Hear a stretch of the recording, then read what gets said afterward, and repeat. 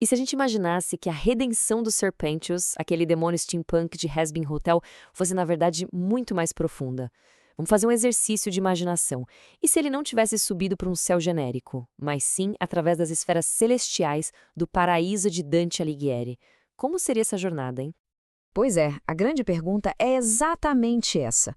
Como que um personagem que é a cara do caos da ciência vitoriana se encaixa num universo que é pura ordem teológica, governado por amor divino? É um choque de mundos, né? E é exatamente isso que a gente vai explorar agora. Pensa bem, de um lado a gente tem um inventor de máquinas de destruição que é totalmente movido pela insegurança. Do outro, um cosmos de harmonia pura. A jornada do Pentious, então, não é só uma mudança de endereço, sabe? É uma reengenharia completa da alma dele. Bom, esse aqui é o nosso roteiro. Pode pensar nele como uma escada para o céu, que a gente vai subir junto com o Pentious, esfera por esfera, para entender direitinho como essa transformação toda acontece. E logo de cara a gente já encontra a primeira coisa estranha, a própria chegada do Pentious. Na teologia de Dante, a maioria das almas salvas precisa passar um tempo no purgatório para se purificar. Mas o Sir Pentious, ele simplesmente pula essa etapa. E o motivo tem tudo a ver com o jeito que ele morreu. O que rolou com ele foi o que a teologia chama de batismo de sangue. O sacrifício dele, ao encarar o Adam não por ódio, mas para proteger os amigos, foi um ato de amor e caridade no nível máximo.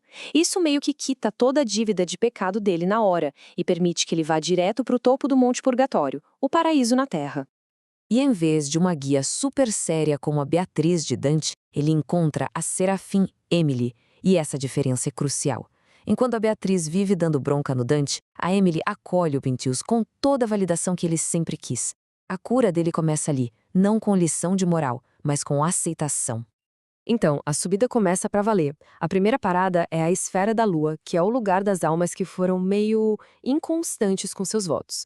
E é aqui que o Pentious encara de frente a própria história dele, cheia de lealdades que mudavam o tempo todo. O primeiro choque é na cabeça dele. Imagina o Pentious, um cara de engrenagens, de vapor, tentando fazer sentido de um cosmo metafísico. Ele provavelmente olharia para as manchas na Lua e criaria uma teoria sobre éter luminífero ou, sei lá, máquinas de diferença celestial, só para descobrir que no céu a física dá lugar à vontade de Deus. É nessa esfera que ele encontra Picarda Donati. E ela ensina um conceito que, nossa, muda tudo para ele, a vontade mista. Ali, o Pentious se dá conta de que, beleza, a vida dele foi cheia de covardia, de mudar de lado, essa era a vontade mista dele. Mas o ato final dele, aquele foi um ato de vontade absoluta. E isso permite que ele finalmente se perdoe pelo passado. Certo, com o passado perdoado, a jornada agora foca em purificar os traços principais da personalidade dele. Em Mercúrio, ele vai confrontar a ambição, e em Vênus, a sua enorme capacidade de amar. Essa frase de efeito dele diz tudo, né? A personalidade do Pentious é toda uma performance construída em cima da necessidade de ser reconhecido, de ter glória. A esfera de Mercúrio, que é o lar de quem fez o bem buscando fama, é basicamente um espelho para ele.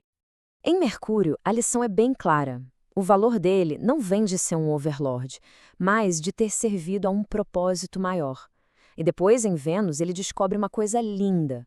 O amor dele pela Cherry Bomb não se perdeu. Muito pelo contrário, ele é transformado em oração, em uma conexão espiritual que nem mesmo o inferno consegue quebrar. Vamos subindo ainda mais para as esferas onde o Pentious vai ter que encarar o intelecto dele e, o mais importante, o verdadeiro significado do sacrifício que ele fez. Na esfera do Sol, o nosso inventor encontra os grandes teólogos, e é aqui que ele aprende sobre humildade intelectual. Toda a genialidade técnica dele, a técne, é colocada frente a frente com a sapiência, a sabedoria divina. Ele entende que saber como uma máquina funciona não é nada perto de entender por que o universo existe.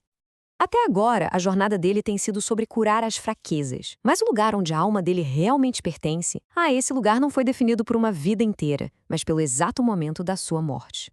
Esse é o grande paradoxo da redenção dele. Pensa só. Uma vida inteira de fracassos, de covardia, de planos que davam errado, tudo isso colocado na balança contra um único instante de coragem absoluta e amor sacrificial. E é na esfera de Marte, o lar dos guerreiros da fé, que ele recebe a validação máxima. As almas dos mártires confirmam para ele: não importa a eficácia militar, Ele mal fez um arranhão no Adam. O que importa é a intenção, a vontade. O fato de ele ter ido para a morte, tremendo de medo, mas ter ido mesmo assim. Isso é a forma mais pura de coragem. Marte é a verdadeira casa espiritual dele. Nas esferas finais, a redenção dele é, digamos assim, oficialmente confirmada, e sua alma finalmente encontra a paz que tanto precisava. Isso aqui é muito poderoso. Na esfera da justiça, a alma do Pentius se torna a prova viva de que a causa pela qual ele morreu era justa. A presença dele no céu é o argumento final de que a redenção de pecadores é possível, o que transforma os extermínios numa grande injustiça divina. E então, em Saturno, a esfera dos contemplativos, o inventor hiperativo e ansioso encontra o seu descanso. Naquele silêncio dourado, ele aprende a calar o barulho da própria insegurança e, finalmente, encontra a paz de verdade. Mas antes de poder ver a face de Deus, todo peregrino no paraíso de Dante precisa passar por um último teste, um exame final sobre as 3 virtudes teologais.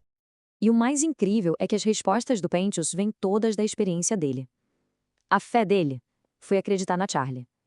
A esperança foi o trabalho de todo dia no hotel. E a caridade? Bom, foi o seu sacrifício final. Ele não só passa na prova, ele é aprovado com louvor. No Empírio, o céu de pura luz, Pentius tem a sua visão final. O inventor que passou a vida toda buscando fontes de poder finalmente vê o motor do universo. E ele descobre que esse motor não funciona a vapor nem a eletricidade, mas com o amor que move o Sol e as outras estrelas. É a realização definitiva para ele. A jornada da serpente celestial prova que até a criatura mais improvável pode alcançar o divino. E isso nos deixa com uma pergunta no ar. Se uma serpente do inferno pode entrar no paraíso, qual é de verdade o limite para a redenção?